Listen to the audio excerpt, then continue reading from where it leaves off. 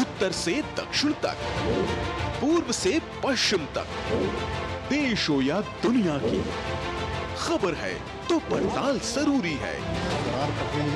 देखिए हमारे साथ मेरे पीछे भारत की सबसे एजेंडा भारत का रहा है और किस तरह से एक नई शुरुआत इस वक्त लोगों को अगर स्वरोजगार से आपने तो इसमें सोमवार से शुक्रवार दोपहर 3 बजे सिर्फ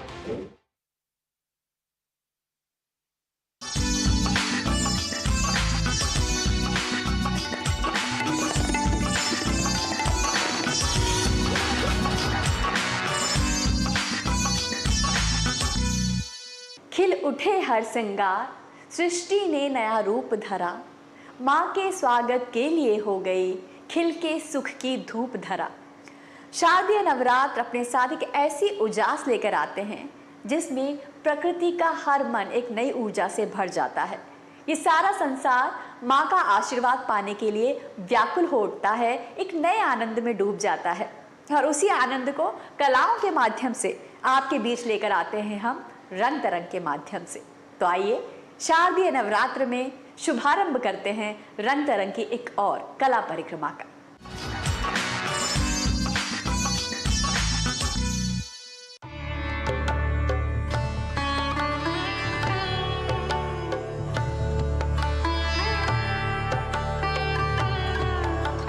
नवरात्र शक्ति की अधिष्ठात्री माँ दुर्गा की आराधना का पर्व।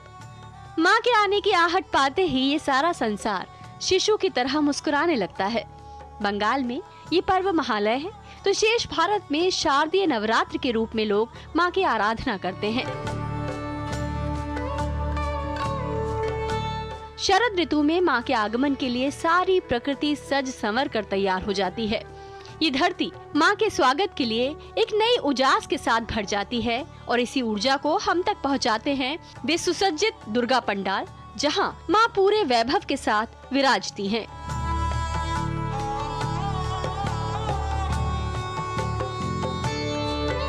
कोलकाता के दुर्गा पंडाल पूरी दुनिया में अपनी भव्यता और अनोखेपन के लिए प्रसिद्ध है।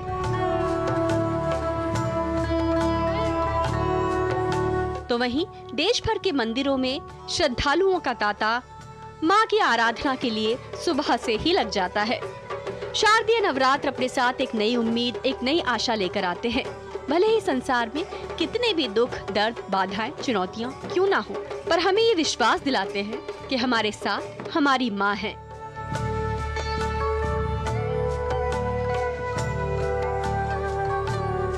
माँ दुर्गा का आशीर्वाद पाकर हम सब एक नए आनंद के साथ लक्ष्यों की प्राप्ति में जुट जाते हैं। रंग तरंग, डीडी न्यूज।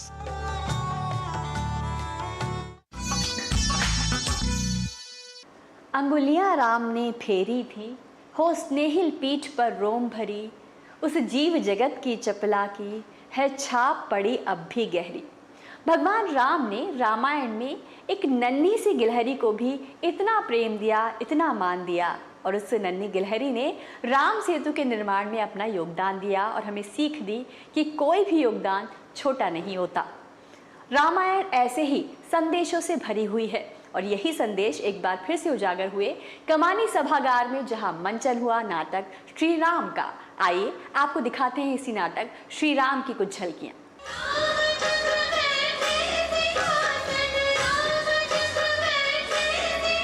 रामायण भारतीय संस्कृति का एक ऐसा महाकाव्य जिसकी प्रासंगिकता त्रेता युग से लेकर आधुनिक युग तक बनी हुई है।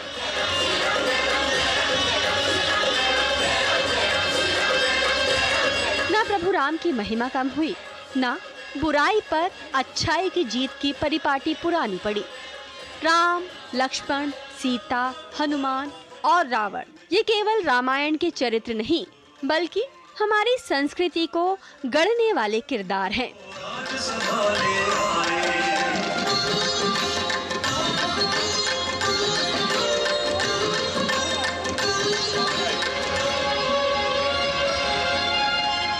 राम, लक्ष्मण, सीता, हनुमान केवल हमारे आराध्य देवी देवता नहीं बल्कि ये हमारे जीवन की ऊर्जा के वे केंद्र हैं जिनसे हमें कभी ना हार मानने की सीख मिलती है।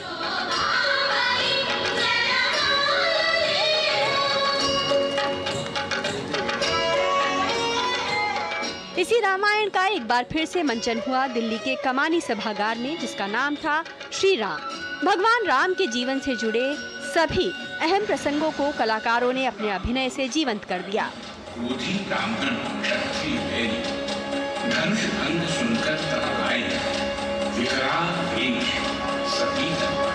इस रामलीला की खासियत यही है कि यह संपूर्ण रामलीला है। ये रामलीला हमारी 2.5 घंटे में ख़त्म हो जाती है। हम लोग लवकुश वाल्मीकि की रामलीला से लेते हैं पार महानिषाद के उससे, और लवकुश से स्टार्ट होकर लास्ट में राज्याभिषेक तक चलती है। जो आजकल की नारियां हैं उनको सीता से ये सीखना चाहिए कि जो उनमें सहनशीलता थी और अपना निश्चय वो खुद लेती थी, और राम भी जो थे वो उनके उस निश्चय का समर्थन करते थे और उनको बढ़ावा देते थे कि आप अपने निश्चय स्वयं लीजिए।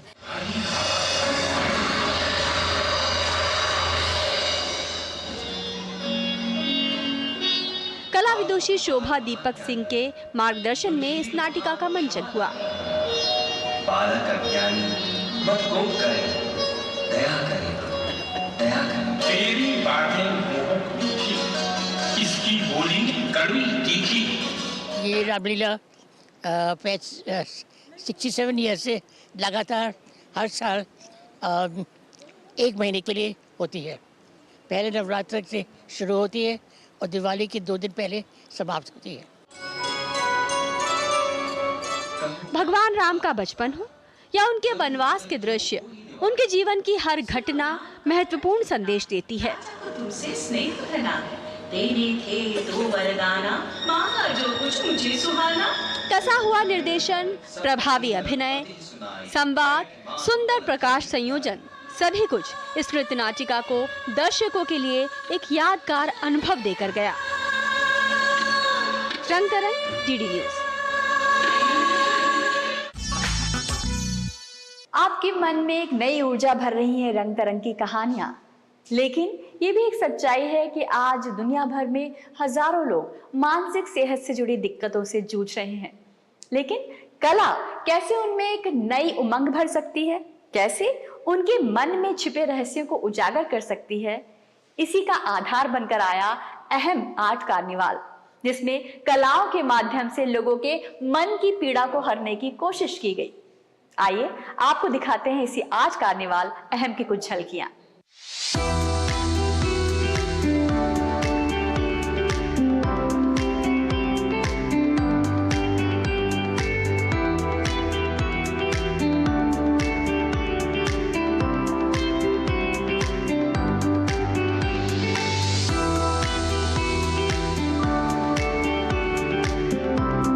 कला का सुंदर संसार जो भागती दौड़ती और तनाव से भरी दुनिया में भी हमें खुद से जुड़ने का मौका देता है। कला कैसे मानसिक सेहत की अहमियत समझने में अहम भूमिका निभा सकती है, इसी पर आधारित एक बेहद खूबसूरत आर्ट कार्निवाल का पिछले दिनों दिल्ली के शिल्प कला संग्रहालय में आयोजन हुआ।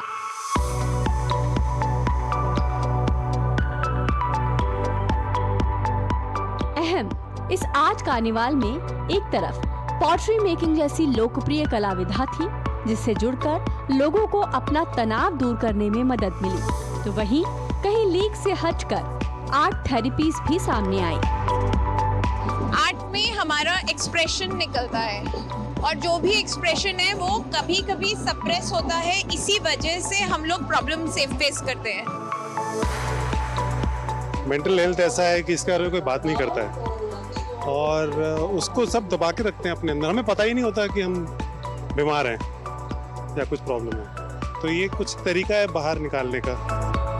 जगलिंग जैसी कुछ हटकर आर्ट एक्टिविटी भी लोगों के लिए अपने तनाव को भूलने का एक दिलचस्प अंदाज लेकर आई, जिसे लोगों ने खूब पसंद किया।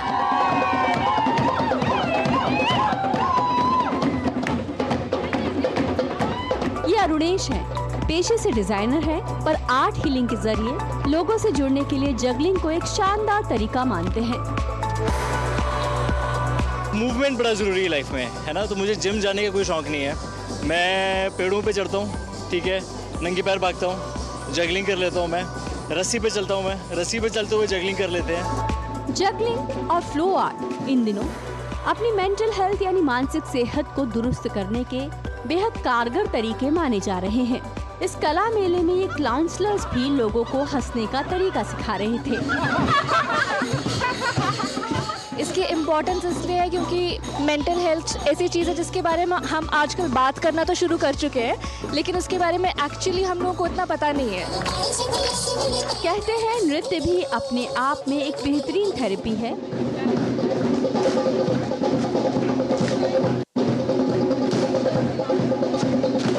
और ड्रम्स की धुन पर थिरकते ये लोग नृत्य के आनंद में अपना हर दर्द भूलते से लगे। बच्चे तो बच्चे, बड़े भी इस कला मेले में बच्चा बनते नजर आए। It is scientifically proven कि dance is something which releases oxytocin, जिससे कि आपकी एनर्जी बढ़ती है, आपकी हैप्पीनेस कोशेंट बढ़ता है, आपकी खुशी बढ़ती है। तो ऐसे फेस्टिवल में अगर डांस ना हो तो बात ही अधूरी रह जाएगी। नृत्य, संगीत, गाना, हंसना, खेलना, साथ मिलकर जिंदगी के हर पल का लुत्फ उठाना, ये छोटी छोटी बातें ही हमें जिंदगी में मुश्किल से भरे पलों से लड़ना सिखाती हैं और फिर से उठ खड़े होना सिखाती हैं। आज जबकि पूरी दुनिया मानसिक सेहत से जुड़ी परेशानियों से जूझ रही है, तब इस तरह के आज कार्निवाल वाकई लोगों को जीने की सही राह दिखाते नजर आते हैं, जहां हर कोई अपना गम भूलकर हंसता है, खिलखिलाता है और जिंदगी के सही मायने खोजने की कोशिश करता है। इस मेले अहम का यही मकसद था, जिसमें कला के जरिए अपने मन को बेहतर बनाने के तरीके ढूंढे गए। कैमरामैन नवीन के साथ डीडी न्यूज़ के लिए रजनी सेन की रिपोर्ट। इसे कहनी है कोई बात नहीं, इसे कोई नई कहानी कहने दो, बाधाओं की चट्टानों में भी मन का झरना बहने दो। मन का, हुनर का, कलाओं का, गीत संगीत का झरना हर चट्टान को, हर बाधा को पार कर अपनी मंजिल तलाश कर ही लेता है। तो आइए आज एक ऐसे ही संगीत के झरने से, युवा प्रतिभा से आपकी मुलाकात करवाते हैं। एक ऐसे सितार वादक जिन्होंने अपनी साधना से सितार वादन को पूरी दुनिया में लोकप्रिय करने का बीड़ा उठाया है। मिलते हैं युवा संगीतकार सितार वादक लक्ष्य मोहन से।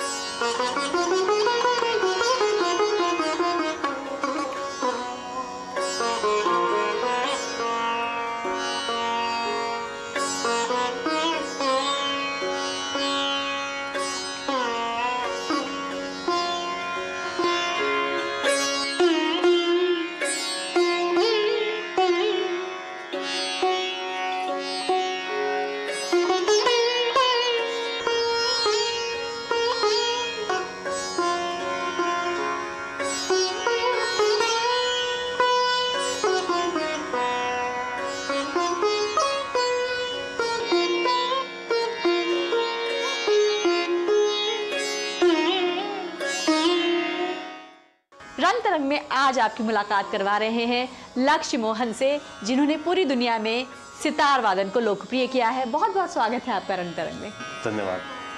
सितार इतना खूबसूरत वाद्य यंत्र जो मन को खुश कर देता है, लेकिन भारतीय शास्त्रीय संगीत में तमाम वाद्य यंत्र मौजूद हैं, आपने सितार को ही क्यों चुना? देखिए, बचपन से हम लोगों ने सितार और सरोद और यहाँ तक कि गायन भी, भारतीय शास्त्रीय गायन, ध्रुपद, ख्याल, इन सब चीज़ों का अब हमें बहुत एक्सपोजर हमें मिला बचपन से।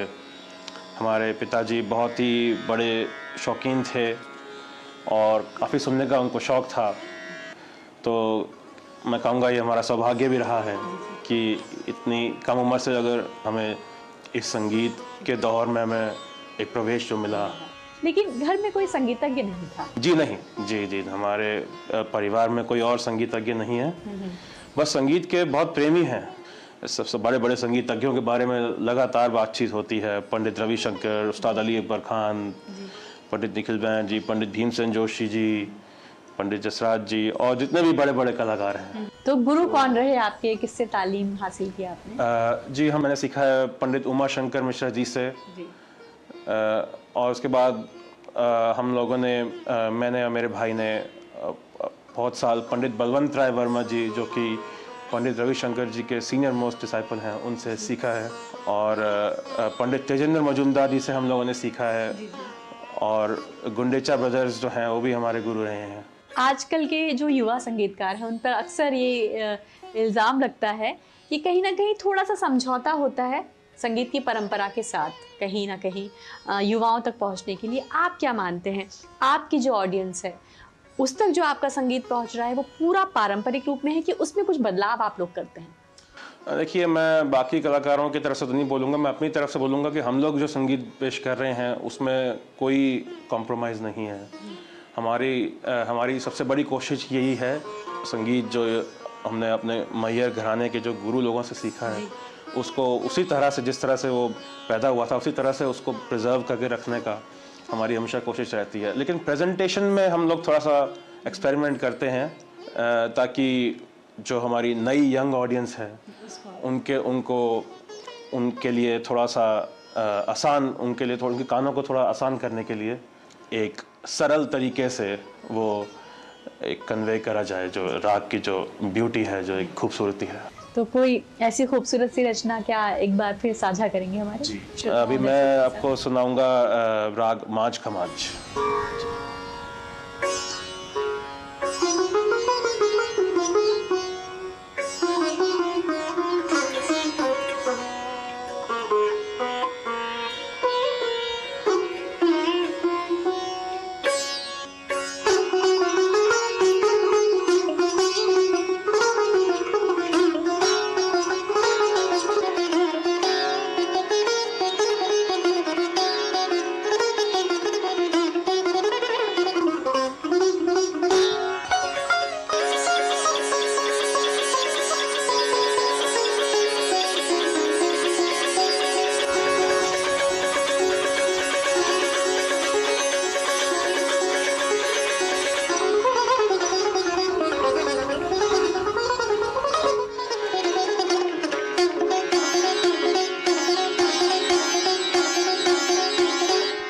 लक्ष्य, मैं आपसे जानना चाहूंगी, संगीत ने आपके भीतर की अभिव्यक्ति को कैसे उजागर किया है, कैसे खोला है आपको?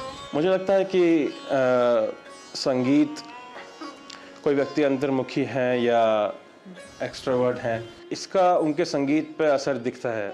इंट्रोवर्ट जो लोग होते हैं उनका जो बजाने की पेशकश होती है उसमें थोड़ा ज़्यादा एक मेडिटेटिव अप्रोच रहती है, एक भीतर से जुड़ाव ज़्यादा महसूस हो पाता है। जी, तो एक ही राग जब दो लोग बजाते हैं तो एक अलग सुनाई देता है वो। जी, तो आपने तमाम देशों में परफॉर्मेंस दी है, तमाम जगहों पे परफॉर्मेंस दी है, आपकी सबसे यादगार परफॉर्मेंस कौन सी है और क्या वो अनुभव था? एक दो मैं पल आपसे शेयर करना चाहूँगा। वो 2015 में ग्रैमी म्यूज़ियम लॉस एंजलिस के अंदर हम लोगों को बुलाया गया था बजाने के लिए, जो एक एग्जीबिशन थी पंडित रविशंकर जी के ऊपर, उनके सितार और उनके आउटफिट्स के ऊपर एक एग्जीबिशन के इनॉग्रेशन के लिए। ये बहुत सौभाग्य की बात है हम लोगों के लिए कि ऐसा बताया गया कि हम लोग पहले इंडियन म्यूजिशियंस हैं जिन्होंने प्रस्तुति दी वहाँ पे, और बहुत ही थोड़ा सा इमोशनल एक्सपीरियंस था वो, क्योंकि पंडित रविशंकर जी बहुत बड़ा हिस्सा हैं हमारे संगीत का, और हमारी जो संगीत की पूरी फिलॉसफी है उसका बहुत उसके सेंटर में वो बिल्कुल हैं वो। तो कुछ ऐसे यादगार लम्हों की कोई एक प्रस्तुति जो आखिर में हमारे दर्शकों के लिए? जी,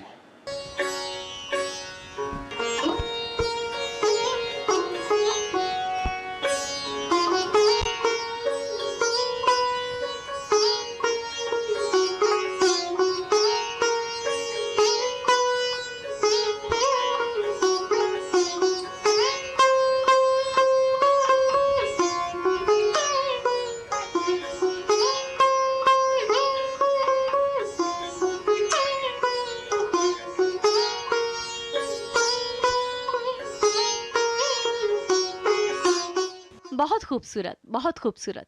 आपसे आखिरी सवाल है, जो संगीत की विरासत है पूरी दुनिया में आप पहुंचा रहे हैं, लेकिन जो आज का युवा है उसको बहुत जल्दी, चूंकि सोशल मीडिया का ज़माना है, तकनीक का ज़माना है, तो वो चाहता है कि शॉर्टकट हर चीज़ का हो। आपसे जानना चाहते हैं, क्या शास्त्रीय संगीत शॉर्टकट से सीखा जा सकता है? there is no shortcut for anything in this world. That's what I believe. Shortcut ढूंढने की कोशिश में ही या अप्रोच में ही थोड़ा मुझे लगता है थोड़ा सोचना, इसके ऊपर एक सेकंड थॉट की जरूरत है। बहुत सुंदर बात कही है लक्ष्य मोहन ने कि संगीत क्या किसी भी चीज में मेहनत लगती है और उसका कोई शॉर्टकट नहीं होता, और अगर शॉर्टकट हासिल करेंगे तो उसका रस खत्म हो जाएगा। बहुत बहुत शुक्रिया लक्ष्य मोहन सितार की इतनी सुंदर धुनें हमें सुनाने के लिए और इतनी खूबसूरत बातचीत करने के लिए। बहुत बहुत शुक्रिया जी। क्या कुछ सिखा रही हैं कला जगत की कहानियां, आइए देखते हैं क्या कुछ खास रहा है इस हफ्ते कला और संस्कृति की दुनिया में।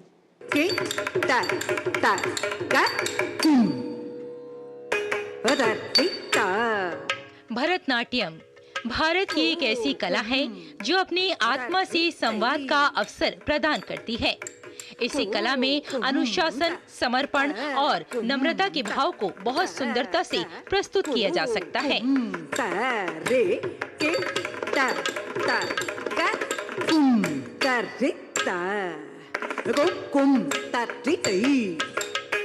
एक ऐसा ही सुंदर कार्यक्रम दिल्ली के त्रिवेणी कला संगम में आयोजित किया गया, जहां नृत्यांगना शिखा गोसाई की एकल प्रस्तुति से सभी दर्शक मंत्रमुग्ध हो गए।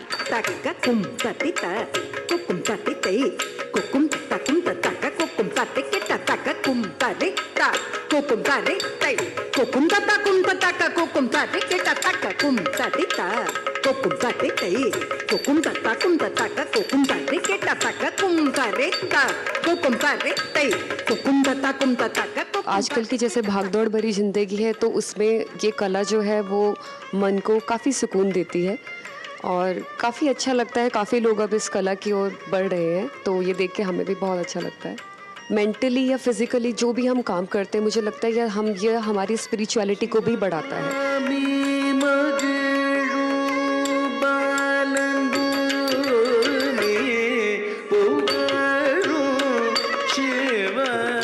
नृत्य संध्या में शिखा गोसाई ने अपनी सशक्त कला कौशल से ये बता दिया कि भरतनाट्यम भारतीय संस्कृति की वो परंपरा है जिसे कभी नजरअंदाज नहीं किया जा सकता।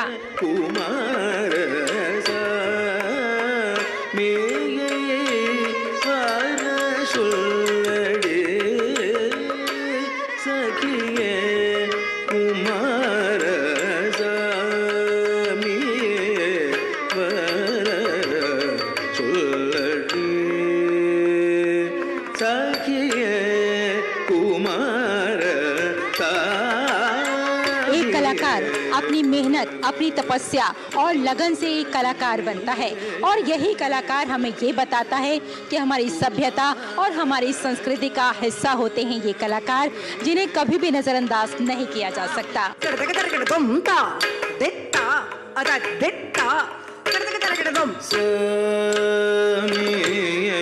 इस कार्यक्रम को शीर्षक दिया गया था अरंगेत्रम।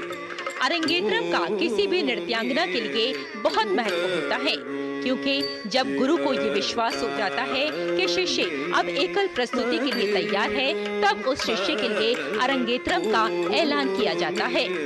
गुरु के लिए ये बहुत ही गर्व का क्षण होता है और शिखा ने अपने गुरु को नमन करते हुए सुंदर प्रस्तुतिकरण से अपनी प्रतिभा का लोहा मनवा लिया।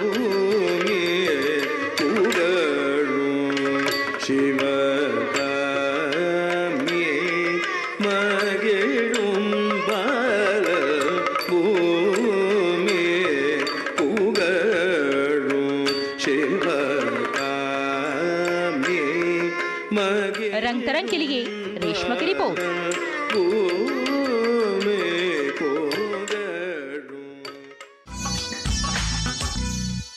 तो कला की दुनिया आपको एक नया रास्ता दिखाती हुई उस वक्त भी जब आपको लगता है कि सारे रास्ते बंद हो चुके हैं। किसी ने कहा भी है, रास्ता तो जंगल में भी है, वहाँ भी होता है जहाँ दिखता नहीं, जहाँ पड़ जाते हैं इंसान के पाँव, झरने की तरह फूट पड़ता है रास्ता। तो कला की दुनिया ऐसे ही आपको आगे बढ़ने का रास्ता दिखाती रहेगी और हम आपके लिए लेकर आते रहेंगे कला और संस्कृति की दुनिया की नायाब कहानियाँ। फिलहाल आज मुझे और मेरी पूरी टीम को दीजिए अनुमति। नमस्कार।